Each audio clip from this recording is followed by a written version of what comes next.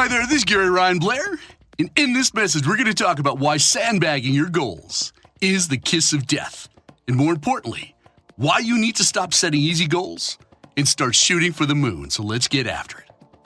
There'll never be a day of your life, there'll never be a workout or an event which does not provide you with a life-changing and character-defining choice, and that is to give everything you've got, to push, to test, and to challenge your limits, or to mail it in, to lower the bar, and to sandbag your own efforts. The former is a sign of a champion, the latter is a mark of a fool. Sandbagging is the ultimate form of betrayal, as your full potential will never see the light of day. So what's it going to be? Are you going to live your life wide open and fully engaged? Or are you choosing to live it undisciplined, unfocused, and uncommitted? No need to reply, my friend. Just look at your behavior. 3 magic words. Behavior never lies. So we're all playing a high-stakes game of one and done. Therefore, why not choose to spend each day feeling completely spent, knowing that you gave everything you had? Why not choose to put your heart and your soul into everything you do, intentionally ending each day on empty? See, when it comes to success, there's no sandbagging allowed. What's the point of hesitating, of holding back, and obstructing what you have to give? Why cheapen? Why would you undermine and waste the gift of your potential? One choice leads you to a feeling of contentment and of great personal pride in being thoroughly used up, knowing that you gave everything and that you held absolutely nothing back. While the other leaves you with a deep feeling of resentment, of disgust and disappointment in yourself, a sense that you've sold out and squandered a good deal of time, opportunity, and potential. Now, I'm fairly conservative in many areas of my life, but conservative does not describe how I go about setting goals for myself nor for my business. I'm all in and I go all out. And by the time you get to the last word of this message, I hope to transfer the belief that challenging yourself is a much better choice than sandbagging and undervaluing yourself by pursuing easy goals. So we'll begin with a question and follow up with some good sound reasoning. When will your finest hour come? And how will it arrive? Do you really think you'll experience peak performance and unleash your greatness without a challenge? Without your perseverance being tested? Without you being pushed to your limits? Without you being tormented and put through your own personal hell? In short, for an individual, for a team, a company, community, or a country to become great, they must seek out and they must rise to the great challenges that are thrust upon them. There is absolutely no other way. So let's talk about the rewards of rising to a challenge. See, there's no purer form of success, no more exact and demanding test of what you're capable of, than to face a challenge and to find joy in the capacity to meet it. And while we all have different goals and aspirations, we all love and benefit from a challenge. Something that inspires us to reach the peak of our potential, something that jailbreaks us from our comfort zone, and which transforms us into a better, far more capable version of ourselves. The ultimate reason for setting big, challenging goals is to entice you to become the type of person it takes in order to achieve them. Why is that, you might ask? Because who you become, as well as the traits and the skill sets that you develop in rising to meet a challenge, are far more important than the nature of the challenge itself. So let's talk about the 10 rewards for rising to a challenge. The first is that a challenge develops mental toughness. It's actually very simple. You're either going to rise to meet the mental demands and the physical rigors of a challenge, or you will succumb to them. And because victory begins in the mind, all challenges are initially won or lost between your ears. The very nature of a challenge sets an appropriate stage for practicing mental toughness, which by definition means a psychological edge that enables one to remain focused and confident during high-pressure situations in order to perform at one's full potential. Mental toughness means bending the body's software in order to control its hardware. And it works if you're standing over a putt on the 18th green, it works if you're presenting to a room full of people, and it works if you're serving for game, set, and match. So reward number 2 for rising to meet a challenge is that a challenge stands down fear. A challenge is unique in that it immediately engages the fight or flight mechanism, and you never know how you're going to react until you're faced with it. Fear is never a reason for quitting. It's only an excuse for those unwilling to face their doubts, their insecurities, and their mental boogeyman. Therefore, your first duty in rising to meet a challenge is to conquer fear and the mental resistance that it brings along with it. You must get rid of it quickly, or you will get steamrolled by it. See, if you're ever going to find your greatness, you must decide that what you want is bigger and far more important than the fear which prevents you from achieving it. You must choose to put fear behind you, to stare it in the eye, to walk straight through it, and to advance towards your goal with confidence, with conviction, and with certainty. And that brings us to reward number 3. A challenge inspires courageous acts.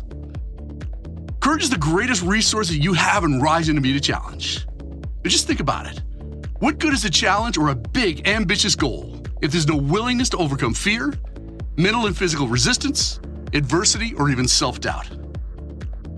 The conceptual opposite of courage is cowardice. We're therefore confronted with the reality that we either habitually practice courage or we habitually practice cowardice. Courage is remarkable and it takes on the form of every virtue at its testing point. See, when courage is tested, it manifests itself in the form of character, initiative, self-control, and responsible behavior. And when cowardice is tested, it presents itself in opposite forms to include bad character, procrastination, excuses, and even blame. And that brings us to reward number 4, a challenge test your limits. Now, it's imperative that you accept this reality. When you rise to meet a challenge, you'll never be the same again. You're either going to cope or crumble. You're going to become better or bitter. You'll emerge stronger or weaker. It's got to be this way, as a challenge exists to test your limits. It exists to push you beyond the breaking point and to separate you from the herd. And you'll never know the full measure of your potential until you're tested. You can never be sure whether you'll step up or falter in any given situation. That's why passing the test presented by a challenging goal proves that you're tougher, that you're more resilient, and you are far more capable than you ever imagined. And reward number 5 is that a challenge focuses attention. A great challenge is like a great romance. It calls for your passion and your devotion, and it demands to be the center of your attention. Rising to meet a challenge is a form of seduction. It means concentrating your energy and your resources on what's most important, and that is keeping the fire burning. And you do that by making everything you do count, as everything you think, everything you say, and everything you do must be focused on goal acquisition and on leveraging all available resources. Focus is best seen as a preemptive strike against mediocrity. In the moment you focus on a challenging goal, your goal becomes a magnet that pulls you and all available resources towards it. And the more focused your energies, the more power you generate, and the sooner you will live happily ever after. Reward number 6 is that a challenge builds self-confidence. Now, I want you to think of a challenge. I'm talking about any kind of challenging goal and ask yourself this question. What role does self-confidence play in rising to meet that challenge? The fact is, no mountains can be climbed, no hearts won, no opportunities seized, no books written, no elections won, and certainly no victories enjoyed without self-confidence. Now think of something you fear, anything that makes you flinch, and ask yourself, what role does self-confidence play in overcoming fear? See, fear is the greatest enemy that you're ever going to face in your lifetime. It impedes your ability to succeed physically, emotionally, spiritually, and even financially. Fear negatively impacts everything you want to be, everything you want to have and do. And the inspired ability to rise to a challenge and to climb great heights is directly attributable to your self-confidence. As your challenges build, so does your self-confidence. And reward number 7 is that a challenge matures perspective. See, few things in life are capable of radically altering your perspective. But developing the capacity to rise to a challenge not only impacts the size of your results, it also transforms your mind and it expands your entire worldview. It changes everything. The way you walk, talk, and communicate all exude a level of self-confidence and self-assuredness that's absolutely impossible not to notice. The challenge involves psychological trauma that induces fear, self-doubt, and insecurity, while simultaneously dislodging you from your comfort zone, ultimately bringing about a far superior performance. And by taking on a challenge, you're pushing yourself beyond any previously imagined comfort zone and performance standard, as you'll be expected to pass tests which tempt you to quit, and you'll be required to pay the high price that success demands while entering new psychological waters. And by rising to meet a challenge, you provide yourself with undeniable proof that you have what it takes. This proof cements in your mind that you're the type of person capable of performing great acts and that you really can do anything that you set your mind to. Reward number 8 is that a challenge demands superior execution.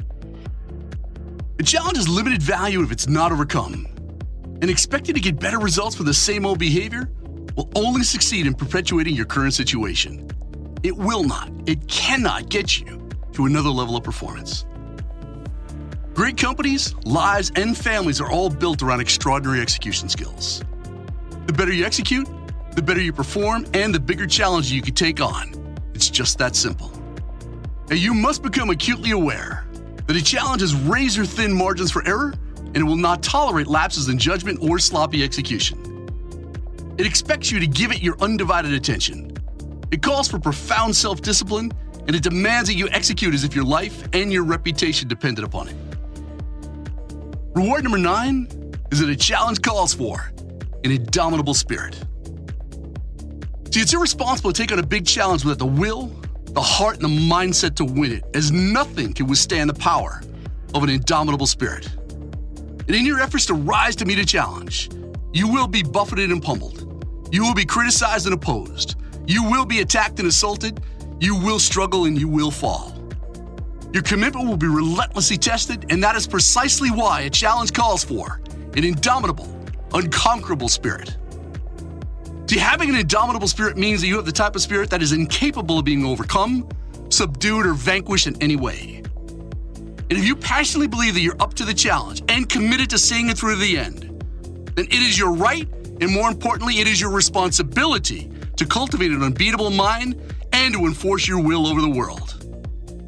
And finally, number 10, a challenge empowers freedom. See, freedom, as we all know, is not free. It requires you to get dirty, sweaty, and stinky. But freedom is the ultimate prize for rising to meet the rigorous demands of a challenge.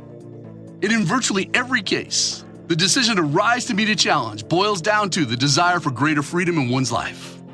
And this includes freedoms from and freedoms to, so let me explain.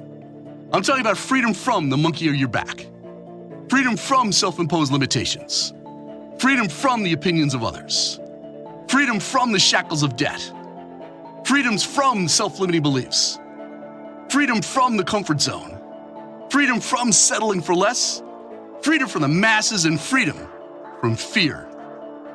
Also freedom too, and I'm talking about freedom to focus on projects that you find important, freedom to succeed or fail on your own terms, freedom to doodle, to wander, and to experiment as you see fit, freedom to think and dream without limits, freedom to set and control the agenda, freedom to showcase your talents to the world, freedom to set your own schedule, freedom to say no without guilt, freedom to love passionately, and freedom to be absolutely 100% authentic.